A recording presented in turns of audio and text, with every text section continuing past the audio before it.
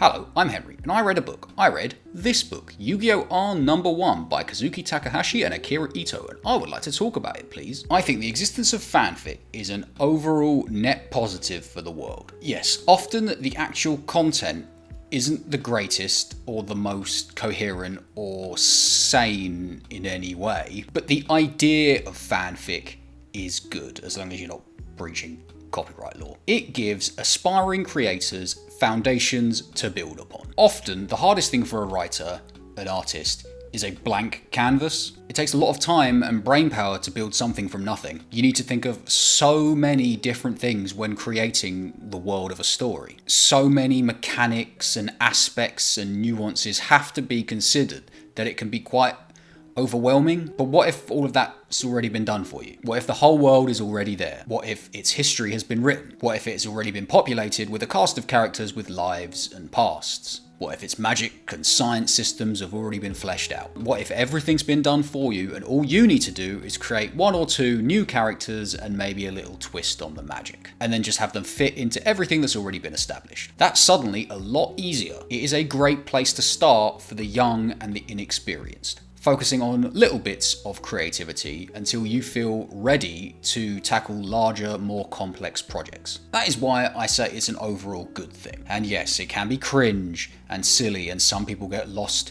in their own source to an almost damaging degree, but in the grand scheme of things, fanfic is alright. This isn't fanfic. I've just waxed lyrical about fanfic in the intro of a video about this book, but it isn't fanfic. Yu-Gi-Oh! R is an official product of the Yu-Gi-Oh! Franchise. It was written and drawn by a professional manga man employed to do so, with oversight from the guy who created the whole series. That being said, boy does this feel like fanfic. Yu-Gi-Oh! R is a set of 5 manga books telling a self-contained story arc, set within the world of the original Yu-Gi-Oh! Duel Monsters series, fitting in just after the Battle City arc and just before the madness with darts if you are looking at the anime timeline, or just after the Battle City arc and just before the Millennium World arc if you're looking at the manga timeline. Establishing this setting quite efficiently with the first few panels showing the climax of the Battle City arc. The story itself revolves around a new character, Yaeko Tenma, the secret protege, adopted son,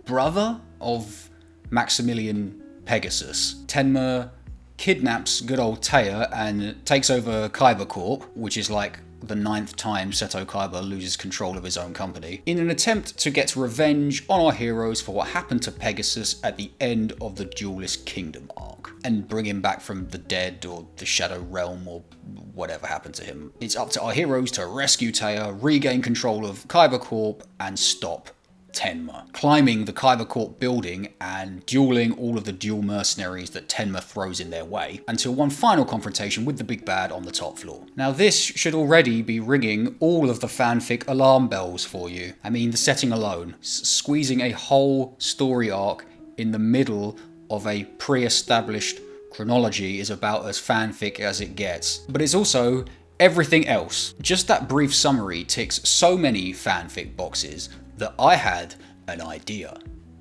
Fanfic bingo. We are going to see just how many fanfic boxes this series actually ticks by playing fanfic bingo. Shout out to the Gala bingo on the A10. That's still there.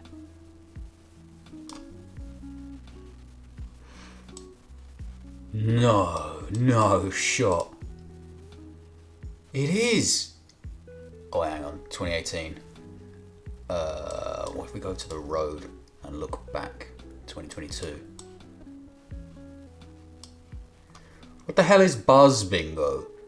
Before we get to the bingo though, I think I should just give my quick thoughts on the book. Despite this video sounding a bit negative so far, and the negative connotations that come with being compared to fanfic, I actually quite like this. I don't particularly like the setup or the premise or the new characters or the way established characters are used, or sort of the tone or the dialogue, but I do like the structure. I like the climbing a building idea with different obstacles in your way on different floors. It's not original, but it's video gamey in a good way, kind of like those indie games that everyone loves, a Shovel Knight, a Rain World, and it gives everything a tangible and literal sense of progression and escalation with a concrete endpoint. Plus, anything with action happening inside a tower block gets instant Die Hard vibes, and that is always good. And I really like the duels. The duels across all Yu-Gi-Oh series are quite unique bits of writing. They're essentially extended fight scenes or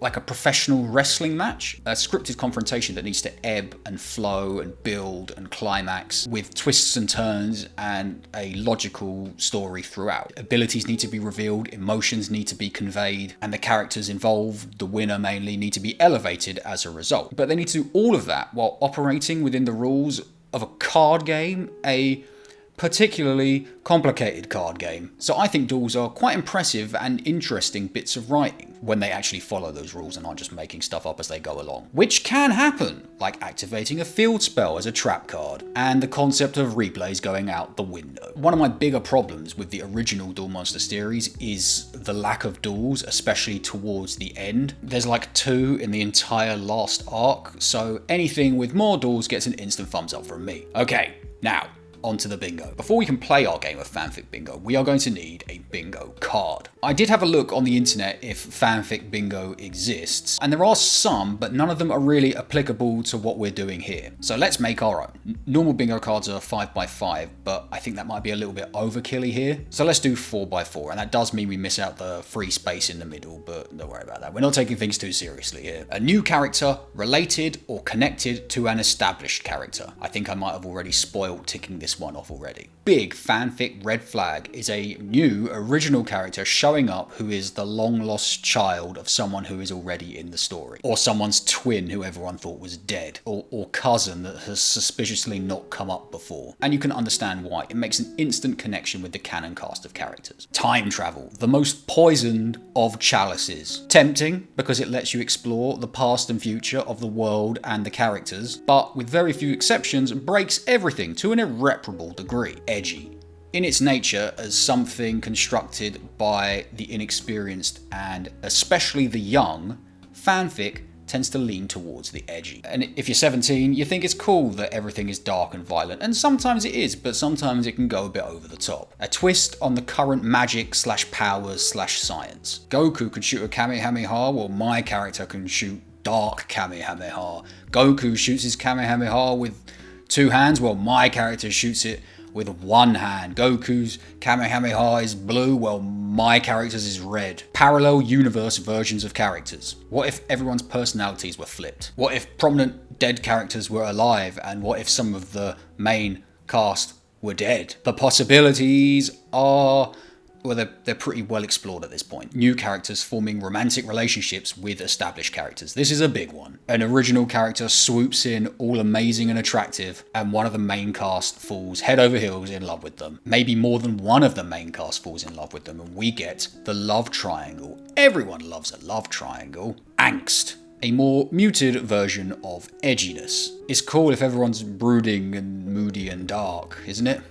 Not all the time. The dreaded Mary Sue / Gary Stew. A trope that has been diluted to the point of parody by online discourse. But it's essentially a character that is inexplicably, or maybe even explicably, the best at everything and never loses and is always right and everyone loves them. So tempting.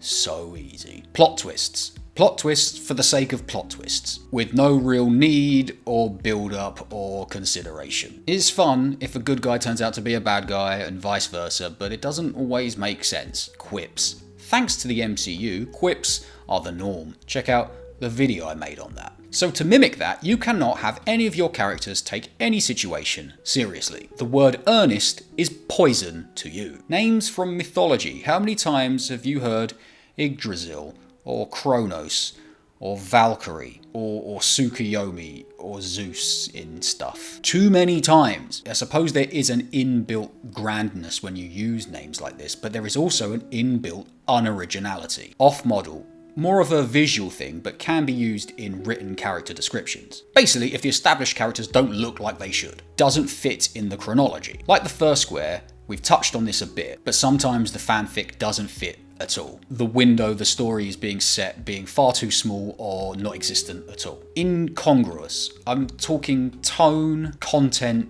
themes, dialogue. If it doesn't match the world it is setting or the story that comes before it / after it, that's sort of usually a sign of a fanfic. Over-designed new characters, be it full-page descriptions of everything one character is wearing, or a design with capes and belts and impossible hair and swords and eyes, the colour of amethysts. Restraint is not always the fanfic author's forte. Less is more. Ask Coco Chanel. Flashbacks. Flashbacks explaining everything, especially our new character's tragic backstory. They need to be plentiful and needlessly brutal. Okay, that's our card. Let's play bingo. Right, let's quickly address the two boxes we've already touched on. The first, a new character being related to an established character. Our main villain, Yaeko Tenma, is the son, like adopted son, protege, apprentice, brother, maybe, of Maximilian Pegasus. It's funny he never came up in all of the interactions we had with Pegasus up to this point. So let's tick that off. And the other is how this story fits into the chronology. As I explained earlier, this fits in between two separate arcs of the story. And whilst cramming something in between two arcs of a story is a fanfic red flag, I think this one does it as well as it can possibly be done. Just the act of doing it does make you notice, but the window here is big enough. So I'd say this fits without issue. No tick here. There is no time travel in this story, nor are there any parallel dimensions, so no ticks there. Is it edgy? Well, I've been showing you a fairly neutral picture of Yaeko Tenma up to this point. Here's another panel of him, and here's one of the iris melting out of his eye. So yeah, edgy, but not quite angsty, I'd say. Yaeko provides some angst with him brooding over revenge and punishment, but there's no angst hanging over the whole book or anything. Do we get a twist on the current established magic / science / powers? You bet we do. Are you aware of the Egyptian god cards?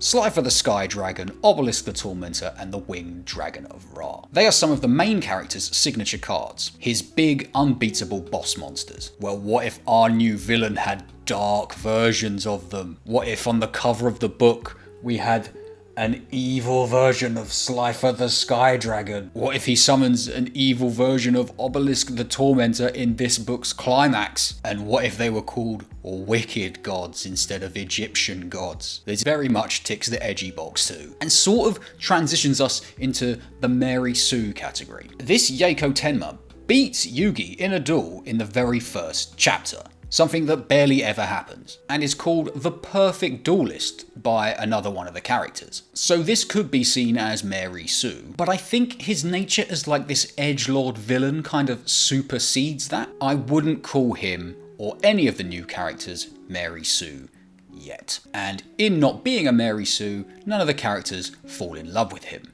Again, yet. So we can't tick the romance with an established character off. As this book is the first in the series, it deals with a lot more setup, so we don't get any twists, unless you count Tenma existing at all as Pegasus's guy. But we've already covered that. I would expect this to get ticked off from the cards for later books. Seeing as this was written in 2004, way before the MCU even started, we are spared an abyss of quips. The naming situation, however, is odd. Because the original Yu-Gi-Oh series has such a strong connection to ancient Egypt, I don't think I can knock this series for having something in it called Project Ra. But what I can at least bring up are the really weird names of some of these new characters. Deschutes Lu, Tillamook, Klamath Osler. These feel like the non-words an AI would come up with in the background of an image. These names are weird, but I wouldn't call them lazy in the same way mythological names are. I might be tempted to call them off-model or incongruous, but those categories were more for physical appearances and tone and themes respectively. I wouldn't actually call any of this series off-model at all. The artwork is really good and all the established characters look like they're supposed to. And nor would I call this series incongruous. It feels very much like Yu-Gi-Oh! There are a bunch of references to friendship,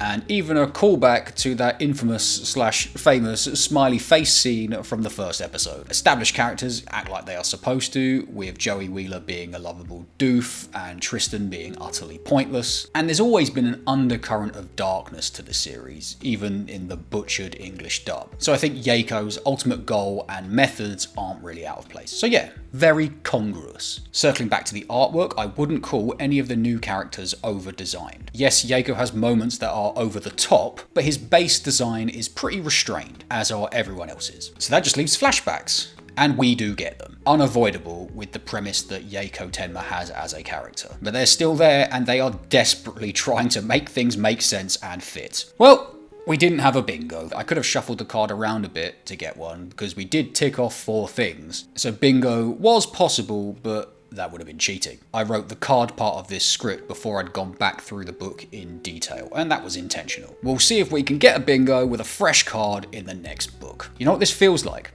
This feels a lot like Harry Potter and the Cursed Child, which might be something else you could play fanfic bingo with now that I think about it. There is time travel in that, and a new character with a lazy mythological name, who is also somehow related to one of the pre-established characters. You know, that might feel more like fanfic than this. This still does though, even if we didn't get a bingo here today. I am confident, however, that we will at some point across the next 4 books.